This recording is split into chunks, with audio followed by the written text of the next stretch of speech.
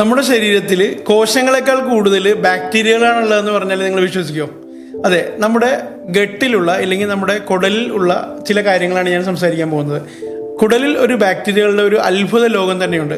ഈ ഗട്ട് ബാക്ടീരിയകൾ നമ്മുടെ ആരോഗ്യവുമായി വളരെയധികം ബന്ധപ്പെട്ട് നിൽക്കുന്നതാണ്. നമ്മൾ കഴിക്കുന്ന ഭക്ഷണത്തിൻ്റെ അതിൻ്റെ ദഹനം നല്ല ഭംഗിയായിട്ട് ദഹന പ്രക്രിയ നടത്തുക, അതുപോലെ നമ്മുടെ പ്രതിരോധ ശേഷിയുമായിട്ട് വളരെയധികം ബന്ധപ്പെട്ട് കിടക്കുന്ന ഒരു സിസ്റ്റമാണ് ഈ ഗട്ട് മൈക്രോബയോം സിസ്റ്റം എന്ന് പറയുന്ന നമ്മുടെ ഗട്ടിലുള്ള ആരോഗ്യകരമായിട്ടുള്ള നല്ല ബാക്ടീരിയകൾ. അപ്പോൾ ഈ നല്ല ബാക്ടീരിയകളെ കുറിച്ചുള്ള കൂടുതൽ പഠനങ്ങൾ ഇപ്പോൾ നടന്നുകൊണ്ടിരിക്കുന്നുണ്ട്. അപ്പോൾ ഇതുമായിട്ട് ബന്ധപ്പെട്ട് മനസ്സിലാക്കാൻ സാധിക്കുന്നത് നമ്മുടെ കുറേയധികം രോഗങ്ങൾക്ക് നമ്മുടെ സന്തുലിതാവസ്ഥയിലുള്ള ഈ കുടലിലെ ബാക്ടീരിയകളുടെ നല്ല ബാക്ടീരിയകളുടെ സന്തുലിതാവസ്ഥ വളരെ അത്യാവശ്യമാണെന്നുള്ളതാണ്. എപ്പോഴാണ് ഇത് താറുമാറാവുന്നത് എന്നുള്ളതാണ് ഇമ്പോർട്ടൻറ്റ്. നമ്മുടെ പലരുടെയും ലൈഫ് സ്റ്റൈൽ മൂലമാണ് ഈ ഗട്ടിലുള്ള നല്ല ബാക്ടീരിയകൾ നശിച്ചു തുടങ്ങുകയും അത് നമുക്ക് പല പല അസുഖങ്ങളിലേക്ക് എത്തുന്നത്. അപ്പം അത് ഉണ്ടാക്കുന്ന കാര്യങ്ങളെന്ന് പറഞ്ഞാൽ ഒന്ന് ഈ പ്രോസസ്ഡ് ഫുഡ്, ഉറക്കമില്ലായ്മ, സ്ട്രെസ്, ടെൻഷൻ. ഈ അൾട്രാ പ്രോസസ്ഡ് ഫുഡ് എന്ന് ഞാൻ പറയുന്നത് ഹോൾ ഗ്രെയിൻ ആയിട്ടുള്ള, അല്ലെങ്കിൽ ഇപ്പം നമുക്ക് മൈദ അറിയാം, സാധാരണ ഗോതമ്പിൽ നിന്ന് പ്രോസസ്സ് ചെയ്തിട്ടാണ് മൈദ ഉണ്ടാക്കുന്നത്. അതുപോലുള്ള മൈദ പോലുള്ള പ്രോസസ്ഡ് ആയിട്ടുള്ള ഫുഡുകൾ കൂടുതലായിട്ട് ചെല്ലുമ്പോഴാണ്. പിന്നെ പ്രീബയോട്ടിക്കുകൾ, പ്രോബയോട്ടിക്കുകൾ എന്ന് പറഞ്ഞാൽ നമ്മൾ പല വീഡിയോകളിലും പലരും കേട്ടിട്ടുണ്ടാവും.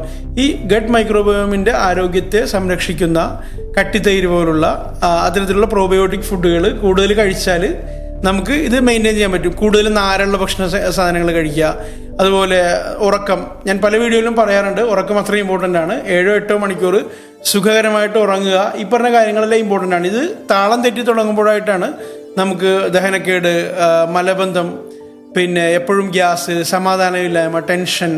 ഈ ടെൻഷൻ തിരിച്ചും വയറിലെ പ്രശ്നങ്ങൾ ഉണ്ടാക്കാമെന്നുള്ളതും ഈയിടെയായിട്ട് വളരെയധികം നമ്മുടെ ടെൻഷൻ ആക്സിസ് ഉണ്ടെന്ന് മീൻസ് നമുക്ക് കൂടുതൽ സ്ട്രെസ്സോ ടെൻഷനോ അടിക്കുകയാണെങ്കിൽ അത് നമ്മളുടെ വയറിനെ ബാധിക്കും എന്നുള്ള രീതിയിലുള്ള സ്റ്റഡീസും ഈയിടെയായിട്ട് ഒരുപാട് നടക്കുന്നുണ്ട്. അപ്പോൾ ഈ നമ്മളുടെ കുടലിൽ ജീവിക്കുന്ന ഈ മൈക്രോബയോം അല്ലെങ്കിൽ ഈ ആരോഗ്യകരമായ ബാക്ടീരിയകളെ ആ സന്തുലിതാവസ്ഥയിൽ നിലനിർത്തുന്നതിൻ്റെ പ്രാധാന്യമാണ് ഞാൻ ഈ പറഞ്ഞു വരുന്നത്. അപ്പം അത് നിലനിർത്തുന്നതിനായിട്ട് നല്ല രീതിയിൽ വെള്ളം കുടിക്കുക, സമയത്തിന് ഭക്ഷണം കഴിക്കുക, ആരോഗ്യകരമായിട്ടുള്ള ഫൈബർ അടങ്ങിയിട്ടുള്ള ഭക്ഷണ സാധനങ്ങൾ ഉൾപ്പെടുത്തുക. നമ്മുടെ ലെഗ്യൂംസ് ഒക്കെ നല്ലതാണ്, മീൻസ് പയറുവർഗ്ഗ സംഭവങ്ങൾ അതൊക്കെ നല്ല രീതിയിൽ കഴിക്കുക.